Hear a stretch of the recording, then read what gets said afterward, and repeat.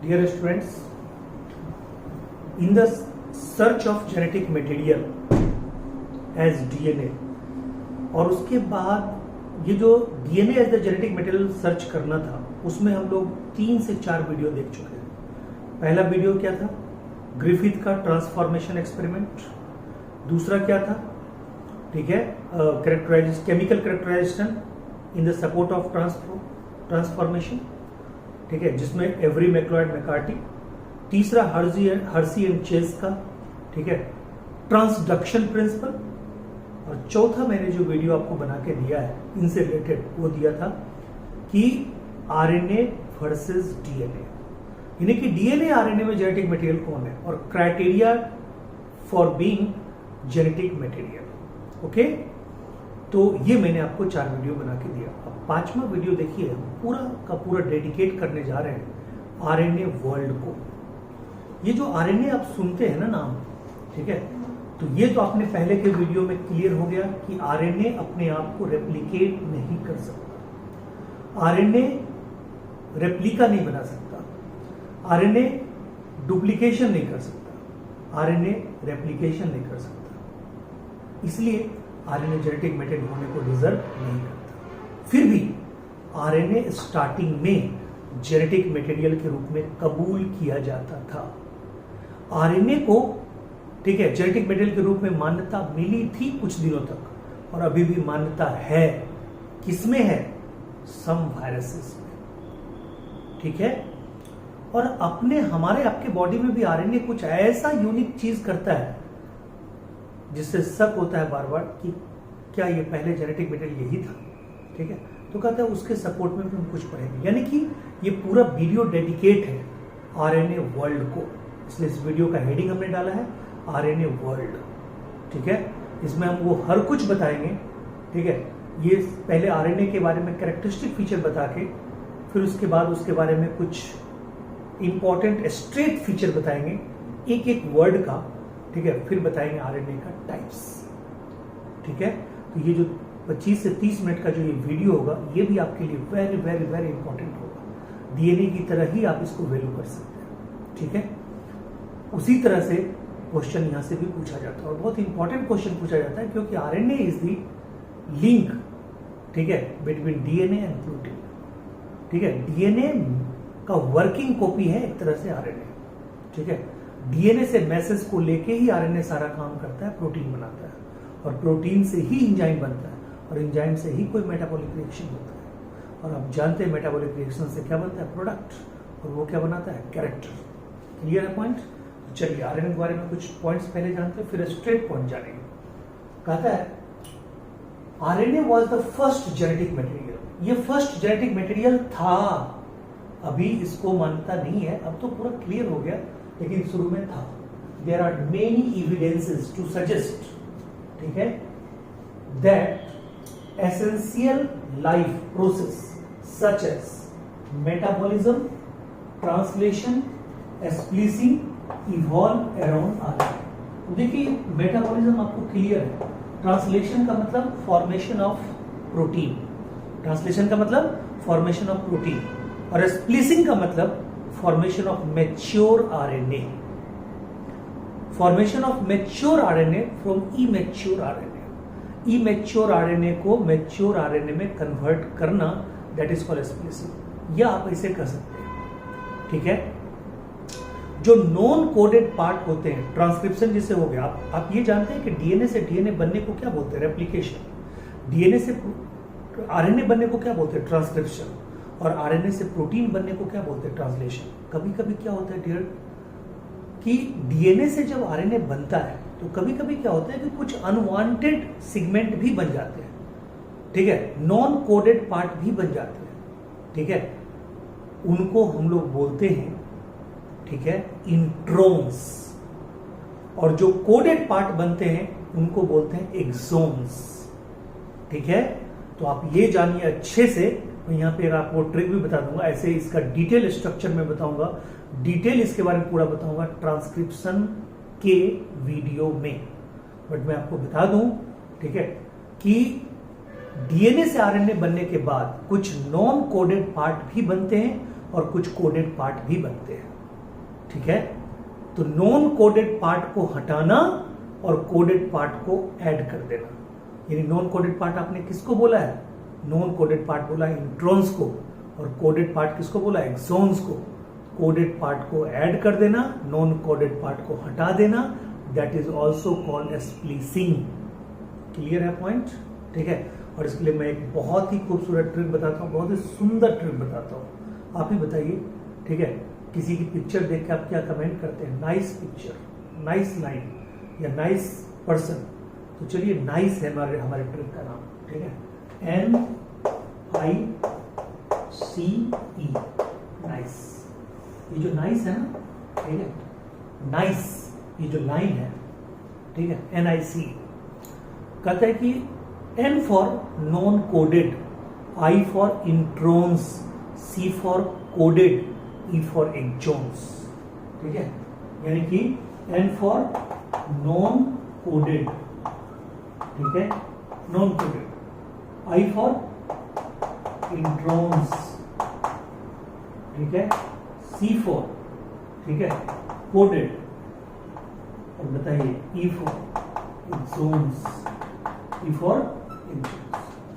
तो बताइए एक्सॉन्स को ऐड करना और इंट्रोन्स को हटा देना, दैट इज कॉल्ड स्प्लिसिंग।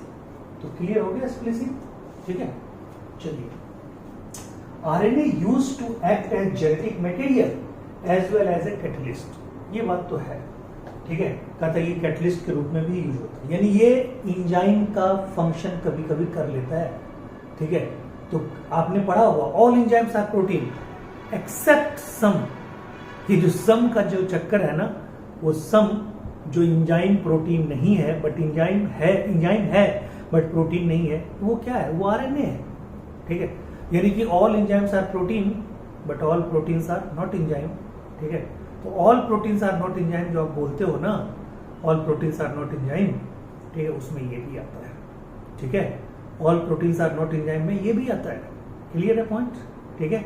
चलें आगे, यानी all proteins are not enzyme, तो ये all enzymes are protein but all proteins are not enzyme, ठीक है। All enzymes are protein except जो बोलते हैं राइबोजाइम, वो राइबोजाइम RNA का बना होता है। क्लियर है पॉइंट। तो आइए, there are some important chemical reaction which is catalysed by RNA। ये लीजिए राइबोजाइम आ गया, जो आप पढ़ते आ रहे हैं काफी दिनों से, राइबोजाइम, ठीक है। ये राइबोजाइम, ठीक है, like ribonuclease P, ribonuclease P, cleavage, ये इंजाइम है जो क्लीवेज में यूज होता है, वेरी वेरी वेरी इंपॉर्टेंट, ठीक है, ये क्लीवेज में यूज होता है। उसके बाद ये SNURPS, ये स्प्लिसिंग इंजाइम है, इसको भी याद रखिएगा, BBI, ठीक है, ये भी BBI, ठीक है। कहता है तीसरा इंजाइम पेप्टिडाइल ट्रांसफेरेज, ठीक है, ये भी याद रखिएगा, ये पेप्टाइड बॉन्ड का फॉर्मेशन करता है डियर। तो ये तीन ऐसे इंजाइम हैं, तीन ऐसे फैक्टर हैं जो मेटाबॉलिक एक्टिविटी को कंट्रोल करते हैं। यहाँ पे ये तीनों कैटालिसिस का काम करते हैं, तीनों RNA के बने होते हैं। क्लियर है पॉइंट, इसलिए वेरी वेरी इंपॉर्टेंट ये लाइन है, ठीक है। Peptidyl transferase SNURP, splicing enzyme, ठीक है। और आप क्या बोलिएगा, राइबोन्यूक्लियेज क्लीवेज एंजाइम। क्लियर है पॉइंट। चलिए, but RNA being a catalyst was reactive and hence unstable. कहता है चूंकि ये कैटलिस्ट के रूप में काम करता है तो ये रिएक्टिव है और इसलिए अनस्टेबल है। ये अनस्टेबल वाला जो मुद्दा है ना, यही DNA को बढ़ावा दिया, यही DNA को बेटर एडेप्टेड कर दिया to being a genetic material, ठीक है। Hence DNA has evolved from RNA with chemical modification that make it more stable। और इस सब के बाद विवाद के बाद ये बात क्लियर हो गया, after all this discussion it is clear that DNA is more stable for genetic material but RNA is more suitable to carry the genetic information from DNA to protein। मतलब DNA is the genetic material, ये proper best word हो गया। But RNA कहता है RNA genetic material तो नहीं है, but ये कैरी करता है जेनेटिक इंफॉर्मेशन को from one molecular stage to another molecular stage. Clear point?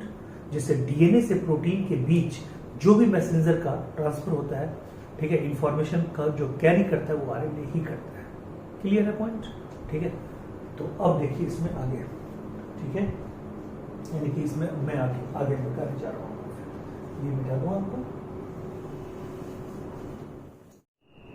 अब देखिए डियर स्टूडेंट्स, इसी में आपको अभी मैंने जस्ट क्या बताया, अभी मैंने बताया आपको आरएनए का जनरल कैरेक्टरिस्टिक फीचर कि हाँ आरएनए को भी कुछ दिनों तक एक्सेप्ट किया गया था एज द जेनेटिक मटेरियल। अब हमने आपको क्या बताया कि अभी क्या बताने जा रहे हैं आरएनए के बारे में, मतलब टाइप। पहले तो आरएनए का क्लासिफिकेशन, फिर लास्ट में आपको बताएंगे 2-4 मिनट के लिए आरएनए का क्या बताएंगे, ठीक है, आरएनए का बताएंगे आपको मेन स्ट्रेट पॉइंट, छोटा छोटा जो डायरेक्ट क्वेश्चन में आ सकता है। तो देखिए आरएनए को सबसे पहले हम 2 पार्ट में बांटते हैं, एक जेनेटिक आरएनए, एक नॉन जेनेटिक आरएनए। ध्यान दीजिएगा, जिस वायरस में आरएनए जेनेटिक मटेरियल के रूप में काम करता है, जिस वायरस में आरएनए जेनेटिक मटेरियल के रूप में काम करता है, यानी कि आरएनए वायरसेस जो है, ठीक है, जैसे टोबैको मोजैक वायरस हो गए, कुछ एनिमल वायरस हो गए, ठीक है, क्यूबी बैक्टीरियोफाज हो गए, ये सब में जहां पे आरएनए जेनेटिक मटेरियल के रूप में काम करता है, वैसा आरएनए जो जेनेटिक मटेरियल के रूप में कहीं पे प्रेजेंट है in the absence of DNA, उसको जेनेटिक आरएनए बोलेंगे। बट वैसा आरएनए चाहे वो कितने भी तरह का हो, जो डायरेक्ट प्रोटीन फॉर्मेशन में भाग लेता है, जो डीएनए से मैसेज को कैरी करता है, इंफॉर्मेशन को डीएनए से लेके उसको आगे इंफॉर्मेशन को कैरी करता है, जो एमिनो एसिड को पिक करता है, जो राइबोसोम को बनाता है, उसको बोलते हैं नॉन जेनेटिक आरएनए। ठीक है, क्या बोलते हैं? Non genetic RNA. ठीक है, तो नॉन जेनेटिक आरएनए का मेन फंक्शन है प्रोटीन का सिंथेसिस करना, और जेनेटिक आरएनए का मेन फंक्शन है, ठीक है, in the absence of genetic material के रूप में काम करना। क्लियर हो गया होगा? ठीक है, तो कहता है कि नॉन जेनेटिक आरएनए सेल के नॉर्मल मेटाबॉलिज्म में काम आता है by the formation of protein synthesis, और प्रोटीन सिंथेसिस अगर होगा तो एंजाइम का सिंथेसिस होगा। क्लियर है? अब आइए, ये जो आरएनए है, आरएनए के बनने के प्रोसेस को आप क्या बोलते हैं? इसको बोलते हैं ट्रांसक्रिप्शन। क्या बोलते हैं? ट्रांसक्रिप्शन। आरएनए के बनने के प्रोसेस को आप लोग बोलते हैं ट्रांसक्रिप्शन। ठीक है, और जानते हैं कि डीएनए से आरएनए बनता है तो उसको ट्रांसक्रिप्शन बोलते हैं। ठीक है, लेकिन कभी कभी हमने बताया था आपको आरएनए से भी ट्रांसक्रिप्शन, आरएनए से भी डीएनए कभी कभी बन जाता है, उसको क्या बोलते हैं? Reverse transcription. उसको क्या बोलते हैं? Reverse transcription. क्लियर है पॉइंट? जो टेनिंग के द्वारा खोज किया गया। ठीक है, क्लियर? अब आइए, कहता है ये आरएनए के बारे में क्या बोले थे? Less stable. इसके बारे में क्या बोले थे? देखिए छोटा छोटा पॉइंट को मैं पहले क्लियर करूं। लेस स्टेबल, ठीक है। उसके बाद कहता है कि मोर रिएक्टिव। मोर रिएक्टिव कहता है ये, ठीक है, सिंगल स्ट्रैंडेड। सिंगल स्ट्रैंडेड, ठीक है, ये सिंगल स्ट्रैंडेड है। ठीक है, कहता है कि इसमें OH यानी कि जो पेंटोज शुगर है, पेंटोज शुगर जो है उसके सेकेंड कार्बन पे क्या होता है? OH बनता है। ठीक है, और इसमें यूरासिल होता है। ठीक है, जो कि लेस स्टेबल है, less stable than thymine of DNA. ठीक है, क्लियर है पॉइंट? ठीक है, ये सब मेन पॉइंट है। ठीक है, थोड़ा याद रखिए। अब आइए नॉन जेनेटिक आरएनए पे। मेन हमें अभी अब किसको देखना है? Non genetic RNA. ठीक है, तो ये बताइए कि आरएनए जेनेटिक हो या नॉन जेनेटिक हो, आर्टिफिशियल आरएनए का खोज किसने किया है? तो आर्टिफिशियल आरएनए का खोज किया एक साइंटिस्ट ने, उसका नाम है ओखोआ। क्या नाम है? Ochoa. Artificial RNA was reported by Ochoa. Clear point? अब देखिए, ये नॉन जेनेटिक आरएनए 3 तरह का होता है। एमआरएनए आपने खूब सुना होगा, ribosomal RNA, transfer RNA. MRNA मतलब मैसेंजर आरएनए, आरआरएनए मतलब राइबोसोमल आरएनए, टीआरएनए मतलब ट्रांसफर आरएनए। मैसेंजर आरएनए किसको कहेंगे? जो डीएनए में जो मैसेज होता है, जेनेटिक इंफॉर्मेशन होता है, जो मेटाबॉलिज्म के लिए वहां पे इंफॉर्मेशन मतलब अंदर रहता है, रिटेन रहता है, उसको कैरी करके प्रोटीन बनने तक ले जाना बाय डिफरेंट वे। क्लियर है पॉइंट? तो कहता है ये एमआरएनए का काम है। राइबोसोमल आरएनए का काम है सिर्फ और सिर्फ राइबोसोम का बनाना।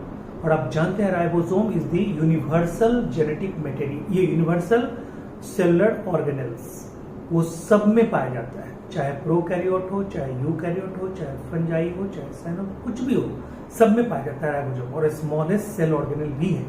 उस राइबोसोम को बनाने वाला, ठीक है, जो आरएनए होता है उसको बोलते हैं राइबोसोमल आरएनए। इसको ट्रू मेटाबॉलिक आरएनए भी बोलते हैं, ठीक है। और राइबोसोम को आप जैसा जानते हो, राइबोसोम को क्या बोलते हैं? Protein factory of the cell. क्या बोलते हैं? Protein factory of the cell. फिर कहता है, आपने पढ़ा होगा, दो क्रोमोसोम के बीच जो पेयरिंग करवाता है उसका नाम क्या है? सिनेप्टोनीमल कॉम्प्लेक्स। वो सिनेप्टोनीमल कॉम्प्लेक्स भी जिसका बना होता है वो राइबोसोमल आरएनए ही होता है। उसमें आरएनए होते हैं और प्रोटीन होता है, तो राइबोसोमल आरएनए ही वहां पे होता है, ठीक है। तो कहता है, ठीक है, ये जो है सिनेप्टोनीमल कॉम्प्लेक्स को भी यही बनाता है, ठीक है, और यही राइबोसोम को भी बनाता है, ठीक है। राइबोसोम को क्या बोलते हैं? Protein factory. क्लियर है पॉइंट? चलिए, ट्रांसफर आरएनए क्या करता है? ट्रांसफर आरएनए का काम है to pick the amino acid from different part of cytoplasm to the site of protein synthesis. यानी साइट ऑफ प्रोटीन सिंथेसिस कौन है? राइबोसोम। यानी राइबोसोम तक किसको चूज करके लाना, किसको पिक करके लाना? डिफरेंट एमिनो एसिड का। और आपके बॉडी में कितने तरह के डिफरेंट एमिनो एसिड होते हैं? 20 तरह के। मतलब चाहे एसेंशियल हो, नॉन एसेंशियल हो, चाहे डाइट के दौरान लेना पड़े या बॉडी के अंदर हो, सब मिला के 20 तरह का। और 20 तरह का एमिनो एसिड ही प्रोटीन के फॉर्मेशन में भाग लेते हैं जनरली। तो इसलिए 20 तरह के पाए ही जाते हैं। कौन? टीआरएनए। ऐसे तो 80 तरह के टीआरएनए रिपोर्टेड है, बट 20 तरह के टीआरएनए एसेंशियल है प्रोटीन सिंथेसिस के लिए। क्लियर है पॉइंट? यानी कि टीआरएनए का फंक्शन भी जान गए, टू पिक, ठीक है, क्या बोलिएगा? टू पिक एमिनो एसिड, ठीक है, from cytoplasm to site of ribosome direct बोल दीजिए, to site of protein synthesis. आप पूरा लिख लीजिए ध्यान से। अब आइए एमआरएनए के बारे में। MRNA, M for mRNA, M for Monod, ठीक है। कहता है कि एमआरएनए का खोज किया था जैकब एंड मोनार्ड, जिसने ओपेरॉन मॉडल भी आगे जाके दिया है। जीन रेगुलेशन में आपको पढ़ाएंगे लैक ओपेरॉन मॉडल किसने दिया? जैकब एंड मोनार्ड ने, ठीक है। वही जैकब एंड मोनार्ड साहब ने एमआरएनए का खोज किया। ये जो एमआरएनए होता है ये एक्चुअल में डीएनए का वर्किंग कॉपी होता है, क्योंकि डीएनए के अंदर जो मैसेज होता है, इंफॉर्मेशन जो होता है, उसी को लेके और आगे कैरी करता है, ठीक है। तो कहते हैं Jacob and Monod working copy है, carry genetic information from DNA. और कहता है ये मात्र 3 to 5% होता है टोटल डीएनए का, ठीक है। टोटल डीएनए का मात्र 3 to 5% होता है। परसेंटेज के हिसाब से सबसे कम होता है मैसेंजर आरएनए, ठीक है, और यही इंफॉर्मेशन कैरी करता है। तो परसेंटेज हिसाब से आप देखिए ना, ब्रेन का वेट भी आपका कितना है? लगभग, ठीक है, 1300 ग्राम है, 1324 ग्राम। लेकिन देखिए पूरे बॉडी में कहां पे क्या होगा, सबको वही रिटेन करता है, सबको वही कैरी करता है इंफॉर्मेशन को, ठीक है। तो मतलब काम बहुत बड़ा, परसेंटेज बहुत छोटा, मात्र कितना, ठीक है, क्या बोलिएगा? 3 to 5%। इसका मॉलिक्यूलर वेट होता है 2500 से लेके, ये 25,000 से लेके 1 लाख, ठीक है। मिनिमम ये 300 न्यूक्लियोटाइड का बना हुआ, कम से कम 300 न्यूक्लियोटाइड तो होगा ही होगा। यानी 300 न्यूक्लियोटाइड का मतलब 30 टर्न तो जरूर होगा। एक टर्न में 10 न्यूक्लियोटाइड आता है। अब आइए, कहता है ये, हाँ ये चीज समझिएगा। कहता है कि आपने पढ़ा होगा जो डीएनए होता है ना, या जो जीन होता है, पहले जीन को आप समझिए। डीएनए के टुकड़े को जीन बोलते हैं, और जीन के 3 यूनिट मैंने पढ़ाए थे स्टार्टिंग में, आप याद कीजिए जीन के 3 यूनिट कौन कौन पढ़ाए थे। जीन का जो स्ट्रक्चरल यूनिट होता है उसको क्या बोलते हैं, जीन के स्ट्रक्चरल यूनिट को हम लोग बोलते हैं सिस्ट्रोन। क्या बोलते हैं, सिस्ट्रोन। जीन के स्ट्रक्चरल यूनिट को बोलते हैं सिस्ट्रोन। जीन के फंक्शनल यूनिट, जीन के स्ट्रक्चर और फंक्शनल यूनिट को बोलते हैं सिस्ट्रोन। उसके म्यूटेशनल यूनिट को बोलते हैं म्यूटोन और रिकॉम्बिनेशन यूनिट को बोलते हैं रिकोन। ये रिकोन, म्यूटोन और सिस्ट्रोन किसने दिया था, दिया था बेंजर साहब ने 1912 में। एक बुक उन्होंने लिखा था, उसका नाम था micrography of gene. Micrography of gene में, बुक में बेंजर साहब ने बताया कि there are 3 units of gene. ठीक है, structural and functional unit is known as cistron, recombination unit is known as recon and mutational unit is known as muton. तो ये सिस्ट्रोन यानी कि कहता है कि प्रोकैरियोट में ये जो मैसेंजर आरएनए होता है वो पॉलीसिस्ट्रोनिक होता है, यानी कि डीएनए के कई सिस्ट्रोन को ये कैरी करता है। मींस डीएनए के कई सिस्ट्रोन को ये एक साथ मैसेज को वहां से लेके चलता है। मींस जितने वहां पे होंगे टुकड़े, यानी कि एक से ज्यादा मतलब सिस्ट्रोन होंगे, तो जितने सिस्ट्रोन होंगे उतना ये पॉलीपेप्टाइड चेन बनाएगा। बट यूकैरियोट में उल्टा होता है। यूकैरियोट में मोनोसिस्टोनिक होता है। यूकैरियोट में क्या होता है, मोनोसिस्टोनिक। ठीक है, तो यूकैरियोट में होता है मोनोसिस्टोनिक। ठीक है, यानी कि प्रोकैरियोट में पॉलीसिस्टोनिक, यूकैरियोट में मोनोसिस्टोनिक। यानी यूकैरियोट में वो नहीं चलेगा। यूकैरियोट में एक आरएनए, एक मैसेंजर आरएनए किसी एक पार्टिकुलर पॉलीपेप्टाइड को ही बनाएगा, एक पार्टिकुलर प्रोटीन के चेन को ही बनाएगा। बट प्रोटीन में एक एमआरएनए कई पॉलीपेप्टाइड चेन को एक साथ बना सकता है। क्लियर है पॉइंट? इसलिए वहां पे क्या बोलते हैं, पॉलीसिस्टोनिक, और यूकैरियोट में क्या बोलते हैं, मोनोसिस्टोनिक। बोलिए, कोई दिक्कत? ठीक है, क्लियर है? यानी पॉलीसिस्टोनिक और ठीक है मोनोसिस्टोनिक। मोनोसिस्टोनिक इन यूकैरियोट, ठीक है, पॉलीसिस्टोनिक इन प्रोकैरियोट। ठीक है, चलिए क्लियर है यहां तक? तो यही पे लिखा हुआ polycistronic in prokaryote, several cistron, average life उसका मात्र 2 मतलब मिनट होता है उसका। जो जो टुकड़ों टुकड़ों में सिस्ट्रोन है उसका 2 मिनट होता है, और जो यूकैरियोट में होता है उसमें कुछ घंटे से लेके कुछ दिन तक। ठीक है, और उसमें एक ही होता है, आपको पता ही है। ठीक है, अब यहाँ पे एक पॉइंट है, बहुत इंपॉर्टेंट पॉइंट है, इसको आप देखिए, बहुत ही इंपॉर्टेंट है। जैसे मान लीजिए, ठीक है, ये हमारा 5 प्राइम है, ये हमारा 3 प्राइम है, और ये आपका क्या है, ये आपका आरएनए है। सपोज ये आरएनए है 5 प्राइम, यहाँ पे क्या होता है, इनिशिएटिंग कोडोन होता है AUG, और यहीं पे जहां पे मतलब इनिशिएटिंग कोडोन होता है, मैं आपको बता दूं, यहाँ पे फिक्स सीक्वेंस होता है, फिक्स सीक्वेंस होता है बेस का, फिक्स सीक्वेंस होता है बेस का। यानी कि आरएनए, यहाँ पे अच्छे समझिए, ये एक नया पॉइंट है आपके लिए, क्वेश्चन में पूछ कहता है आरएनए का जो स्ट्रक्चर है, जो आरएनए का स्ट्रक्चर है, उस आरएनए के स्ट्रक्चर में जो 5 पॉइंट है, जो हेड है, वहां पे क्या होता है, वहां पे यानी इनिशिएटिंग कोडोन के पास, इनिशिएटिंग कोडोन कौन है, AUG, मिथियोनिन या GUG। ठीक है, तो कहता है मिथियोनिन या वैलिन जो है, मेन मिथियोनिन को मानते हैं। ठीक है, तो मिथियोनिन के पास फिक्स सीक्वेंस ऑफ बेस होता है, एकदम फिक्स होता है, वो हट नहीं सकता है। ठीक है, उसको हम लोग क्या बोलते हैं, उसको बोलते हैं साइन डालगैर्नो, साइन डालगैर्नो, साइन डालगैर्नो, उसको बोलते हैं SD। तो ये याद रखिएगा, साइन डालगैर्नो। ठीक है, और प्रोकैरियोट में, ये यूकैरियोट में क्या होता है, मोनोसिस्टोनिक, यानी कि 1 सिस्टोन। ठीक है, और इसका एज होता है few hour to some days. Clear है पॉइंट? ये था किसके बारे में, एमआरएनए के बारे में। पूरा पॉइंट आपको बढ़िया से याद रखना है, पूरा पॉइंट का नोट्स बना के हमको भेजना है। ओके, कल तो आपको संडे ही है। अब कहते ही राइबोसोमल आरएनए, राइबोसोमल आरएनए, ठीक है, कहता है बाय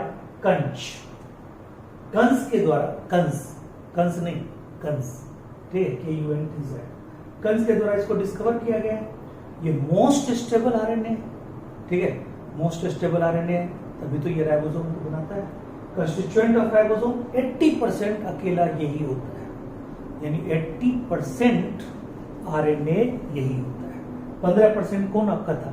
15% आपका था एमआरएनए, 80% ये है, यानी सबसे ज्यादा परसेंटेज में कौन है? Ribosomal RNA. इसलिए बॉडी में भी राइबोसोम की संख्या अच्छा खासा और सब जगह पाया जाता है। और कहता है ये प्रोकैरियोट में ये 3 तरह का होता है। प्रोकैरियोट में कितने तरह का होता है? 3 तरह का। ये जरूर याद रखिए, यहाँ क्वेश्चन आता है, ये क्वेश्चन का क्षेत्र है, ये क्वेश्चन। प्रोकैरियोट में 3 तरह का, यूकैरियोट में 4 तरह का। प्रोकैरियोट में 3 तरह का, यूकैरियोट में 4 तरह का, ध्यान दीजिएगा, ठीक है। तो कहता है प्रोकैरियोट में 3 तरह का, 23S, 16S, 5S। और S is Svedberg unit, S is sedimentation coefficient. तो कहता है वहां पे 3 यूनिट में बटा होता है, 23S, 16S और 5S। क्लियर है? और कहता है यूकैरियोट में ये 4 यूनिट में बटा होगा, 28S, 18S, 5.8S, 5S। यहां भी S फॉर स्वेदबर्ग कांस्टेंट और सेडिमेंटेशन कांस्टेंट, ये जरूर याद रखिएगा। फिर कहता है टीआरएनए। ये जो टीआरएनए है, टीआरएनए के बारे में कहा जाता है इसकी परसेंटेज 15% होता है, यानी कि राइबोसोमल आरएनए के परसेंटेज से कम और एमआरएनए के परसेंटेज से ज्यादा, बीच में आता है ये, ठीक है। तो ये मैं बता दूं, इसका खोज वही किए जो वाटसन साहब के साथ काम करते थे, क्रिक, ठीक है। क्रिक साहब ने इसका खोज किया और इसको बोलते हैं सॉल्युबल आरएनए। क्या बोलते हैं? Soluble RNA. और कहता है ये है स्मॉलेस्ट, सबसे छोटा आरएनए यही होता है, स्मॉलेस्ट, ठीक है।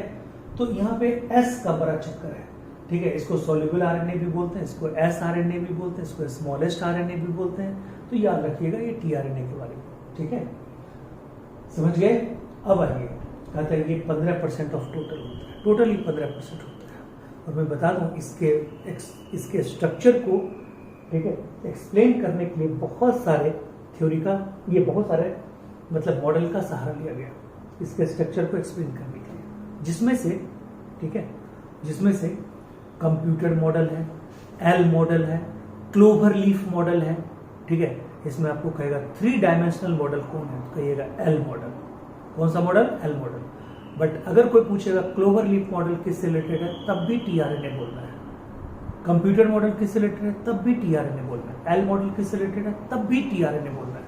यानी ये तीनों मॉडल की चर्चा आप यहाँ पे कर सकते हैं, ठीक है। यानी कि क्या बोलिएगा? कंप्यूटर मॉडल, ठीक है, और क्या बोलिएगा?